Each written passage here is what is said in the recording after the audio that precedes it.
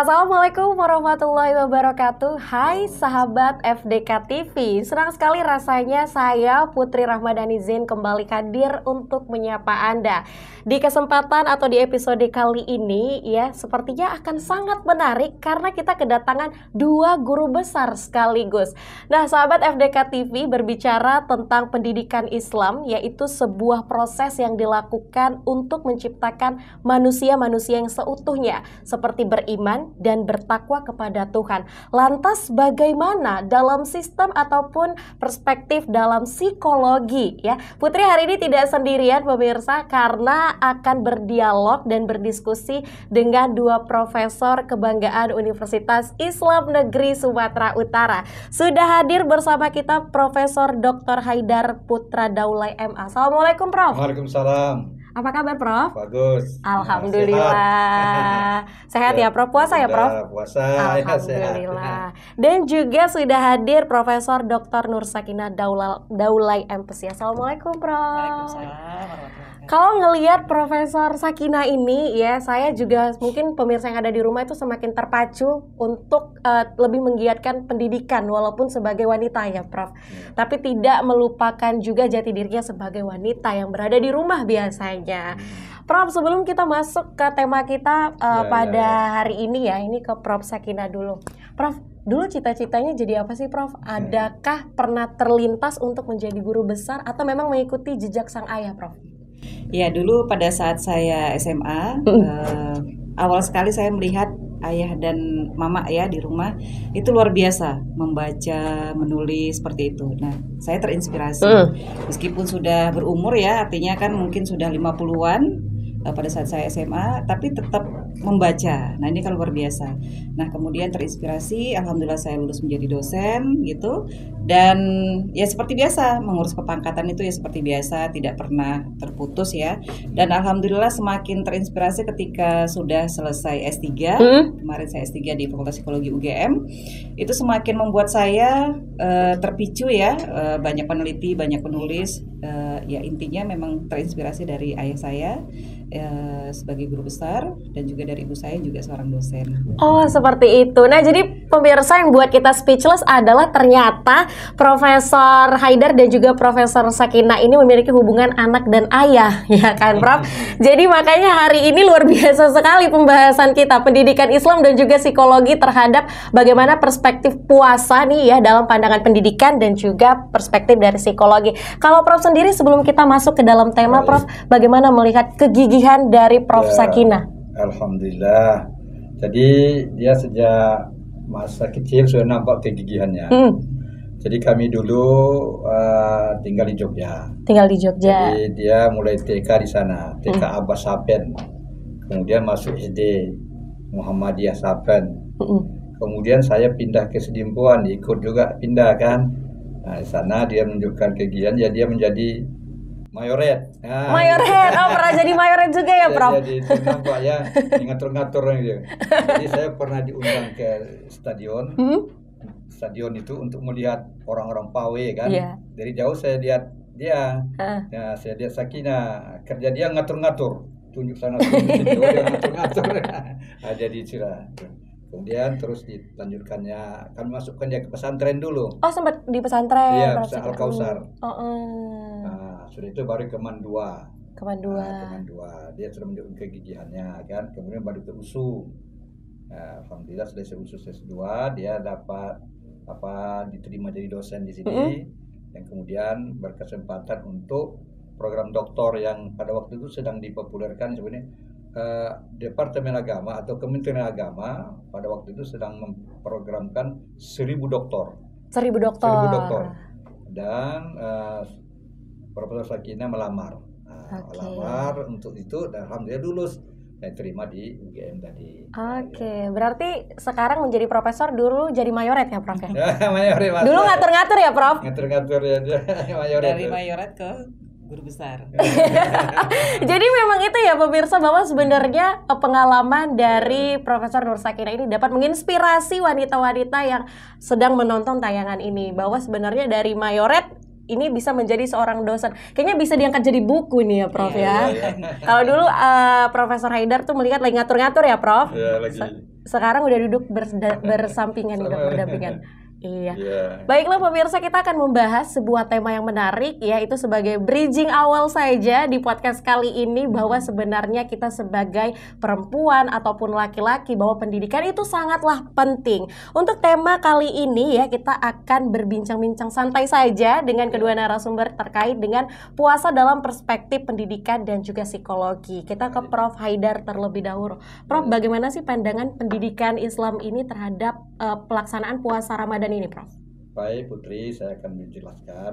Itu kan kewajiban berpuasa itu selalu dikutip ayatnya, itu Al-Baqarah 183. Ya ayyuhalladzina amanu kutiba alaikumusyamu kama kutiba alal ladzina min qablikum la'allakum tattaqun. Ini ayat yang singkat ini ditinjau dari segi pendidikan, ini sudah mencakup semua komponen dasar pendidikan. Nah, itu dahsyatnya ayat ini. Komponen dasar pendidikan itu 5. Ada tergantung dalam ayat ini. Komponen dasar pendidikan itu pertama pendidik, peserta didik. Kemudian konten atau materi, atau kalau diperluas namanya kurikulum. Kemudian proses, kemudian tujuan. Nah, di sini sudah ada. Nah, pertama ya, pendidik siapa? Siapa yang mewajibkan berpuasa? Allah. Kutiba, diwajibkan. Jadi siapa yang mewajibkan? Allah mewajibkan. Berarti Allah lah pendidik di sini. Siapa yang dididik? Ya ayyuhalladzina amanu, orang beriman. Nah, apa yang dididikkan? Asyam. Ya itu kan? Nah, itu konten. Ya kan? Itu materi. Nah, kemudian apa prosesnya? Imsak. Imsak, kita menahan diri. Ya kan? Nah, apa tujuan? Takwa. Ultimate tujuan akhirnya takwa. Nah, takwa itu tujuan akhir. Sebelum sampai takwa itu ada tujuan-tujuan intermediate. Nah, ini yang akan saya bahas lebih dalam lagi, intermediate itu. Nah, kalau tujuan takwa itu kan sudah merupakan finishing. Nah, untuk sampai ke takwa itu harus ditempuh jalannya dengan cara-cara yang lebih intermediate-nya. Apa jalan untuk sampai ke sana? Tidak mungkin tiba-tiba orang menjadi takwa. Iya, benar-benar. Itu dari saya dulu barangkali ya. Oke, berarti memang kalau ke proses takwanya itu ada prosesnya ya. Adalah itu ultimate goal itu namanya kan, tujuan akhir, tujuan puncak, gaya. Tujuan puncak ya. Nah, sebelum sampai tujuan puncak itu ada tujuan intermediate. Nah, tujuan untuk menyampaikan ke situ. Nah, ya kan? Seperti itu. Nah, Prof Sakinah, kalau dalam perspektif psikologi ini seperti apa sih, Prof, puasa ini sendiri? Ya, terima kasih Putri. Jadi dalam perspektif psikologi ya, jadi kita harus pahami dulu, psikologi itu adalah ilmu tentang jiwa. Ketika memahami tentang manusia, bagaimana memahami jiwa? Karena jiwa itu sesuatu yang abstrak. Sehingga definisi psikologi itu melebar, tidak hanya mempelajari tentang jiwa tapi juga perilaku.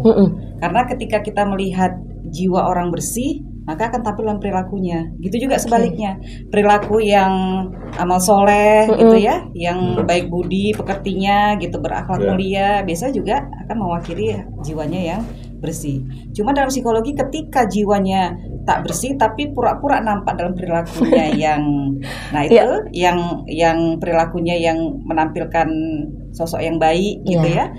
Ini kan ada kesenjangan. Iya, benar. Nah, itulah makanya ada orang-orang yang gangguan kejiwaan.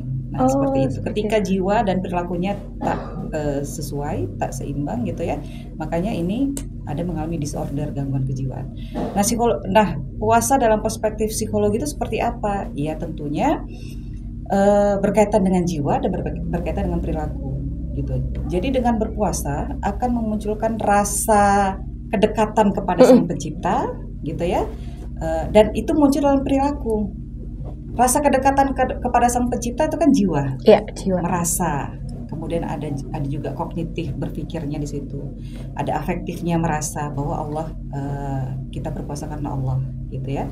Nah, perilakunya apa? Nah, itu wujudnya. Wujudnya apa? Kita mencoba untuk mengontrol diri gitu ya. Jadi kita menahan diri untuk berperilaku tidak sesuai gitu ya. Kita menahan diri untuk tidak makan, tidak minum gitu ya. Itu kan kontrol diri. Berkaitan kontrol diri dan regulasi emosi. Oke. Nah, Prof, tapi kalau misalnya nih kita ngelihat kan banyak sekali kita yang sudah balik, yang sudah diwajibkan berpuasa, tapi dia bukanya jam 12 siang, Dok. Itu gimana kejiwaannya, Prof? Nah, itu dia tadi. Berarti kan ada sesuatu nih dari sisi kejiwaannya. Nah, bisa jadi dari sisi kejiwaannya itu ya mungkin belum merasakan kedekatan. Nah, gitu ya, belum merasakan kedekatan kepada Allah, belum merasakan bahwa setiap perbuatan dilakukannya bahwa Allah melihat. Nah, seperti itu. Kita kan karena Allah melihat kita gitu ya, karena kita merasa dipantau CCTV-nya oleh Allah, ada muncul rasa takut gitu ya, muncul rasa takut, kemudian muncul rasa untuk betul-betul berbuat puasa ini karena memang karena Allah gitu. Nah, itu dia tadi. Jadi memang kurang sentuhan mungkin di hatinya ya, Prof. Karena untuk ini sendiri akan Prof, untuk berpuasa sendiri banyak yang harus ditahan ya, Prof. Kayak omongan. Itu namanya imsak tadi itu. Menahan. Banyak yang harus ditahan ya, Prof. Kadang kita punya mulut ini suka keceplosan gitu ya, Prof. Tapi itu memang harus ditahan. Nah, Prof, dalam pendidikan Islam sendiri nih, Prof Haidar, bagaimana sebenarnya diwajibkan berpuasa itu dari umur berapa, dan untuk diajarkan berpuasa itu sebenarnya dari umur berapa, Prof? Ya, sebetulnya kan kalau wajibnya itu ketika orang sudah balik. Tapi sebelum balik kita harus adakan latihan-latihan. Nah, ya latihan-latihan kepada anak-anak yang masih berusia mungkin di bawah 10 tahun sudah dilakukan latihan-latihan. Cara orang tua saya lihat melatih itu setengah hari dulu, seperti Prof Sakina ini dulu. Nah, saya puasa dulu setengah hari. Umur 5 tahun setengah hari, jangan terus-terus. Ya, 6 tahun gitu. Nah, tapi kalau sudah fisiknya sudah tahan, baru kita kasih untuk 1 hari ya berpuasa. Jangan sekaligus masih belum tahan lagi, masih TK suruh dia. Terus ya 1 hari, nanti anaknya tidak tahan mungkin ya. Jadi lakukanlah semampu fisik anak tadi. Tapi kalau sudah dewasa balik, tidak ada lagi kata-kata mengatakan tidak berpuasa. Itulah dia. Jadi secara pendidikan dimulai dari awal. Semuanya begitu. Sholat juga dimulai, kan dikatakan Nabi sholat, suruh anakmu sholat umur 7 tahun. Nah, 7 tahun sudah disuruh sholat. Ya, jangan tunggu sampai dewasa dia, jangan tunggu sampai balik. Ya, untuk proses ya, semua pendidikan itu harus melalui proses. Iya, benar sekali. Tapi Prof, dulu di masa Rasulullah bagaimana, Prof? Mungkin Rasulullah atau nabi-nabi sebelumnya itu menjalankan pendidikan mungkin untuk orang-orang terdekat untuk perintah berpuasa ini sendiri, Prof? Iya, dulu zaman Rasul itu ada ayat ini turun pada tahun kedua hijrah. Sesudah Nabi hijrah ke Madinah, datanglah ayat ini, turunlah ayat ini. Ya, Nabi menyampaikan dan disambut oleh sahabat-sahabat, walaupun mungkin pada masa itu suasana Madinah panas. Kita tahu kan di Mekah, Madinah itu berbeda dengan kita kalau musim panas ya Pak. Tetapi mereka dengan rela, karena dengan sukarela melakukannya dengan cara ikhlas, dan mereka melakukan kegiatan-kegiatan Ramadan seterusnya ya, tanpa merasa terpaksa masa apa, maka mungkin dengan sukarela para sahabat Nabi itu ya. Nah, itulah yang kita ikut sampai sekarang. Ya, terus di zaman-zaman Khulafaur Rasyidin, zaman-zaman teruslah sampai kita ke Indonesia ini. Kita pun juga dulu, saya masa kanak-kanak, orang tua saya ya tidak menyuruh saya puasa 1 hari penuh dulu, setengah hari. Ya, bahkan saya protes kalau pagi dia dibangunkan sahur. Saya ingin sahur walaupun hanya setengah hari. Kenapa saya tidak dibangunkan? Saya bilang, itu ya. Benar, jadi dimulai dari latihan dulu ya, Prof. Oke. Nah, Prof Sakina ngomongin tentang berpuasa, apa sih sebenarnya fungsi dari berpuasa sendiri untuk psikologi nih, Prof? Apa tuh fungsinya, Prof? Ya, tadi kembali lagi ya bahwa psikologi kan ilmu tentang jiwa dan perilaku, gitu ya. Jadi untuk memantapkan jiwa kita dan akan muncul dalam perilaku. Nah, seperti itu. Nah, ketika kita berpuasa, tentu ketika memantapkan hati, ini kan berkaitan dengan afektif ya. Jadi berkaitan dengan pikiran dan perasaan. Tentu maka itu tadi disampaikan oleh Ayahanda bahwa ada proses pembiasaan gitu. Diawali dengan pembiasaan, kemudian ada modeling gitu ya, ada contoh yang baik yang bisa dicontoh gitu ya, sehingga anak akan mulai untuk terbiasa berpuasa. Karena untuk memantapkan hati ini tadi ya, memantapkan pikiran dan perasaan itu nggak bisa ujuk-ujuk langsung jadi nih sosok yang seperti sekarang ini, seperti Mbak Putri sekarang ini gitu kan, seperti saya sekarang ini gitu.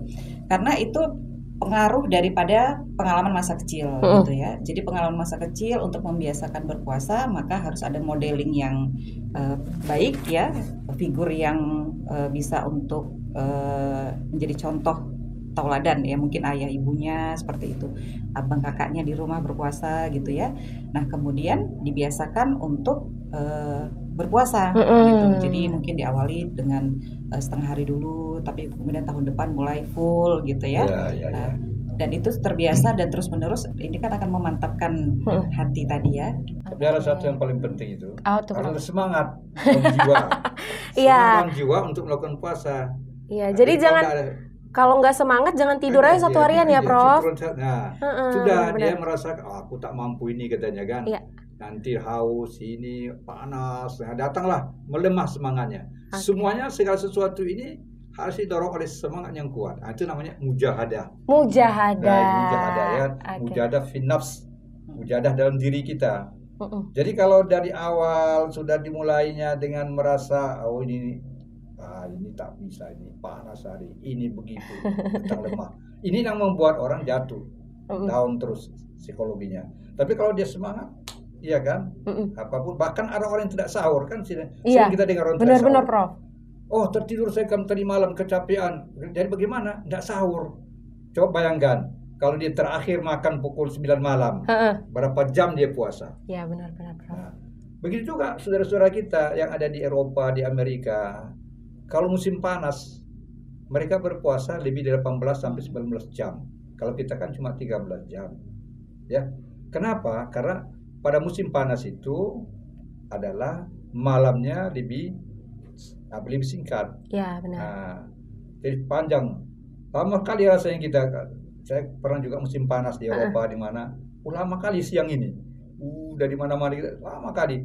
Nah, jadi bisa kata orang itu hanya 5 jam atau 4 jam malam. Begitu orang berbuka, lalu kemudian berapa lama sudah sahur lagi. Nah, coba bayang, yang saya angin poinnya di sini, panjangnya mereka berpuasa, tapi dengan semangat. Berarti mujahadah tadi ya, Prof. Jadi harus ada semangat dalam diri. Ini kenapa luntur ini semangatnya? Tidak punya semangat dia, itu aja, itu dia ya Putri. Benar. Nah, Prof Sakinah, kita tahu bahwa kita sebagai umat Muslim ini berpuasa itu kan wajib ya, Prof. 12 jam lebih kita berpuasa. Nah, mungkin banyak pandangan dari umat-umat non-Muslim gitu yang menganggap kok kalian tahan sih berpuasa selama itu kok bisa gitu. Apakah ada hubungannya dengan kesehatan mental sebagai umat Muslim atau bagaimana pengaruhnya, Prof? Psikologi. Ya. Jadi benar sekali ya bahwa itu kan perintah Allah ya. Allah memerintahkan itu pasti ada maksud dan tujuan tertentu. Nah, salah satunya adalah kesehatan, tidak hanya kesehatan fisik tapi juga kesehatan mental. Seperti itu. Mengapa disuruh berpuasa? Karena memang dari segi fisiknya dulu, dengan berpuasa itu kan ada beberapa sel-sel di dalam tubuh kita yang sel-sel kanker seperti itu yang dia termakan oleh sel-sel yang artinya dia akan mati dengan berpuasa gitu. Akan mati dengan berpuasa karena apa? Karena kondisi perut kita, kondisi dalam perut kita itu lapar. Ya, benar. Sehingga dia akan memakan sel-sel yang kanker tadi. Nah, sehingga berpuasa itu sangat baik untuk dari segi fisik gitu. Dari segi mentalnya apa? Nah, dari segi mentalnya sendiri itu dia tadi. Dengan berpuasa, kita berusaha untuk meregulasi emosi, mengontrol diri. Dengan kemampuan mengontrol diri, kita akan terhindar dari perilaku-perilaku yang tidak sesuai tadi gitu. Artinya apa? Contohnya saja ya yang sangat sederhana sekali. Dengan gadget ya, dengan gadget mungkin bisa saja akan muncul beberapa tayangan-tayangan yang tidak senonoh seperti itu ya. Tapi dengan berpuasa gitu ya, ya Allah akan terkontrol gitu, akan terkontrol. Oh ini tontonan yang tidak tepat, yang tidak baik. Nah itu kan salah satu cara mengapa Allah memang menyuruh kita untuk berpuasa. Nah itu dia. Saya ingin menambahkan lagi dari Ayahanda tadi menyampaikan semangat tadi ya. Semangat. Kenapa kita bisa bersemangat? Salah satunya kalau dari teori psikologi adalah ketika manusia berperilaku kan tentu ada stimulus dan ada respon. stimulusnya itu apa gitu. Makanya kenapa ada orang bersemangat dan ada yang sudahlah gitu ya gitu. Nah, orang-orang bersemangat itu stimulusnya adalah satu, karena ingin, memang ini adalah perintah Allah. Balasannya luar biasa, pahala dan surga tempatnya. Benar. Gitu ya, tadi dari surah Al-Baqarah itu. Dari stimulus itu akan memunculkan persepsi yang positif bagi orang-orang yang berpikir gitu ya, bagi orang-orang berpikir. Nah, dari pikirannya itu, nah kan diawali dengan pikiran yang positif tadi, ada stimulus yang positif, ada rangsangan yang positif tadi kan. Nah, ini akan memunculkan persepsi yang positif dan akhirnya memunculkan perasaan, sehingga happy saja berpuasa itu, semangat gitu, tidak menjadi beban. Dan kemudian muncul dalam perilaku apa tadi, karena mengontrol diri itu dia tadi, mengontrol diri sehingga muncul dalam perilaku yang alhamdulillah dengan berpuasa sebenarnya perilaku manusia itu menjadi lebih terarah gitu. Oke, jadi memang sebenarnya manfaat puasa ini juga banyak untuk kesehatan. Ya, banyak sekali. Iya. Saya sambung sedikit ya. Iya, silakan Prof. Itu ada temuan autophagism namanya. Membersihkan diri sendiri. Oke. Nah, ini begini. Ketika orang lapar, ya selama 8 jam tidak makan, tidak minum, maka sel-selnya pun ikut lapar. Sel-sel tubuh ini ikut lapar. Jadi, maka dia cari makanan. Itulah sel-sel yang tidak berguna itu dimakannya. Yang sel-sel yang tidak berguna itulah yang akan membawa penyakit, mungkin jadi kanker, mungkin jadi ini, jadi ini. Jadi betul sekali kata Nabi itu, sumu tasihu, puasalah kamu sehat. Nah, ternyata ditemukan oleh ilmuwan sekarang ini, yaitu bahwa diri kita ini dengan berpuasa membersihkan dirinya sendiri. Nah, itu kira-kira itu tadi sambungan dari segi kesehatan tadi ya. Apalagi kesehatan emosi. Karena orang berpuasa dengan emosi itu dia lebih sabar, lebih tabah. Nah, kalau tidak sebentar-sebentar lebih, kalau dia pemarah, maka mudah-mudahan tensi pemarahnya akan turun. Ya, walaupun tidak 100% ya. Karena memang banyak yang ditahan dan dikontrol ya Prof, selama berpuasa ini. Nah Prof, lantas bagaimana nilai-nilai pendidikan Islam yang dituangkan dalam berpuasa ini seperti apa Prof? Oh, banyak sekali. Pertama, merasakan yaitu selalu diawasi Allah. Sekarang kita berpuasa. Lalu tidak ada orang di ruangan ini. Ada minuman. Apakah berani kita minum? Tentu berkata diri kita, kalau saya minum ini nanti pasti Allah tahu. Nah, ini yang perlu ditanamkan. Jadi semua kejahatan di dunia ini apa saja pun, karena sudah merasa dirinya lepas dari kontrol Allah dan kendali Allah. Itu paling penting. Jadi kalau kita dengar orang begitu, ada perampokan, pencurian, ada korupsi dan segala macam, karena dia lupa ya kan kepada Allah ya. Nah, itu yang paling penting sekali. Nah, kemudian merasa dekat dengan Allah. Ya kan, dengan berpuasa kan dekat kita dengan Allah, merasa doa-doa kita dijawab oleh Allah. Itu ya banyak sekali pendidikan ini yang kita temukan. Iya, banyak. Tumbuhnya rasa kasih sayang dengan berpuasa. Kita lapar nih kan. Saya baru 10 jam tidak makan. Bagaimana orang di tempat lain yang berhari-hari tidak makan? Iya, Prof. Bagaimana orang anak-anak Palestina sekarang yang kadang-kadang belum tentu makan besok? Maka timbullah dalam dirinya untuk membantu. Ya, jadi bisa timbul sifat seperti itu pada diri kita. Jadi banyak sekali. Kemudian selalu dekat kepada Allah Subhanahu wa taala. Kemudian berjuang meningkatkan diri kita. Itu tadi sebenarnya orang sukses itu karena dia punya prinsip untuk berjuang, motivasi tinggi. Putri juga bisu, capai doktor. Untuk dari mana? Presenter terkenal. Presenter terkenal nanti kan. Tapi dengan berjuang, dengan perjuangan berat, gitu ya. Tapi harus ditempuh. Orang-orang sukses itu semuanya pasti karena perjuangan beratnya. Dari mana timbulnya itu? Dari semangat berjuang tadi. Puasa mendidik kita seperti itu. Tapi ini Prof, Putri ngelihat Prof Haidar ini semangatnya masih tinggi ya Prof. Jadi Putri yang sebagai maksudnya anak milenial saat ini makin terpacu untuk ya profesor aja gitu ya, yang sudah banyak belajar mungkin. Saya harus 75 belajar tahun nih. 75 tahun. Prof tetap sehat ya Prof? Alhamdulillah. Tapi kalau di rumah sendiri Prof, Prof Haidar masih sering baca buku nggak? Masih, luar biasa. Jadi menulis sekarang. ini menyambut dalam rangka 75 tahun Ayahanda. Ayahanda terus membuat buku-buku, karangan buku-buku gitu ya. Jadi ini juga untuk mengumpulkan tulisan-tulisan yang sudah lama itu, kemudian dimodifikasi lagi seperti itu untuk mengisi waktu kekosongan juga. Jadi memang dengan berkegiatan, nah itu memang meminimalisir kita untuk penyakit Alzheimer. Oh ya, pelupa ya.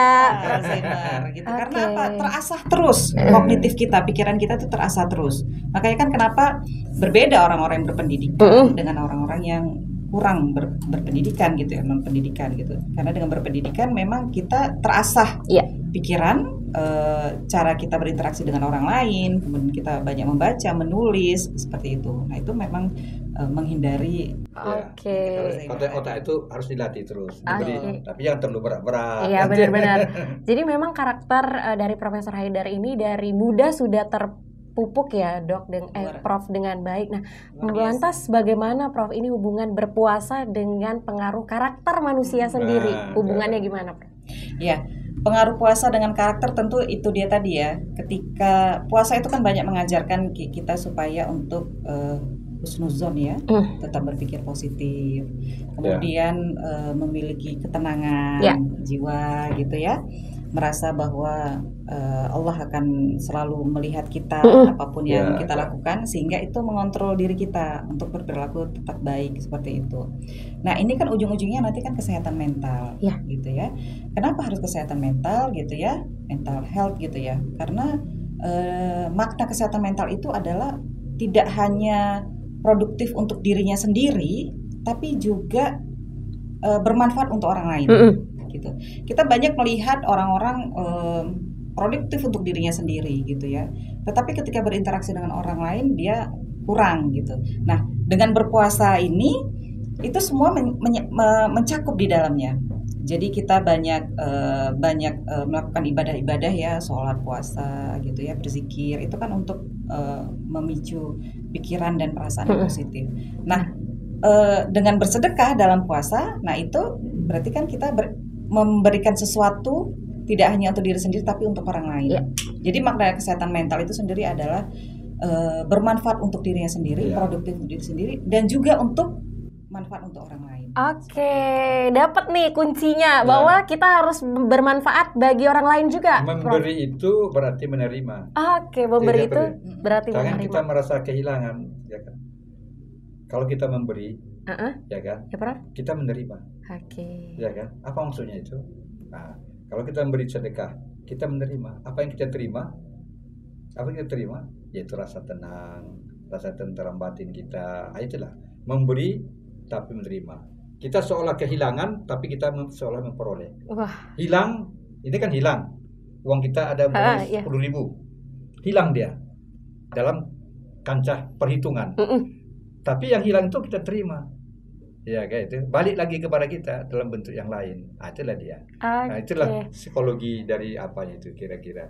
Pantas saja Profesor Nur Sakinah menjadikan sosok Profesor Haidar ini seperti patron ya, Prof. Karena memang hatinya luas juga untuk memang akademisinya nggak perlu ditanya lagi, masih ingat semuanya, dan nanti akan mengumpulkan ya, Prof, untuk buku-bukunya, tulisan-tulisan. Sudah ada berapa, Prof? 50 tulisan. 50 tulisan, tepuk tangan dong. Luar biasa sekali. Profesor Sakinah sering ngumpul itu semua, buat listnya, tabelnya nanti. Apa judulnya, mulai ini dan seterusnya. Semoga semua niat baik ya, Prof, dilancarkan Allah Subhanahu wa Ta'ala. Nah, mungkin boleh sedikit, Prof, closing statement kita di podcast kali ini seperti apa, Prof? Harapannya kepada milenial saat ini memaknai puasa itu sendiri seperti apa, Prof? Silakan. Baik, anak-anak kami, anak-anakku semua, ya kan, alhamdulillah pada hari ini kita bertemu di sini lewat podcast ini. Pertama, tanamkanlah dalam diri kita bahwa kita ini sekarang sedang berada di era yang sangat banyak tantangan-tantangan di globalisasi itu. Tapi itu semuanya harus terpulang kepada mental, jiwa kita. Apabila itu kita memiliki kekuatan mental yang kuat, mudah-mudahan kita akan terhindar dari berbagai negatif yang terjadi di dunia ini. Ambil yang positifnya. Jadi globalisasi itu ambil positifnya, buang negatifnya. Karena dua-duanya ada. Karena itu maka para peneliti itu ya ada nasihat dari seorang filosof atau seorang ahli pikir, apa katanya? Jadilah kamu seperti ikan di lautan. Nah, apa dia? Walaupun dia beribu tahun mulai nenek moyang, mulai generasi berapa puluh tahun ribu tahun yang lalu sudah di situ, namun ketika diambil ikan ini, dia tetap diberi garam supaya enak dimakan. Tidak, artinya dagingnya tidak asin walaupun dia berada di laut. Seperti itu ya. Laut itu kan asin, tapi ikan itu tidak asin, tetap tawar dagingnya. Nah, kenapa?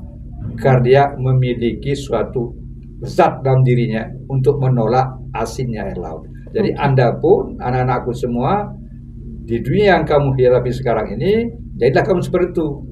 Kuat mental menghadapi, kuat jiwa dari bermacam-macam segala tantangan yang ada. Nah, ini yang penting.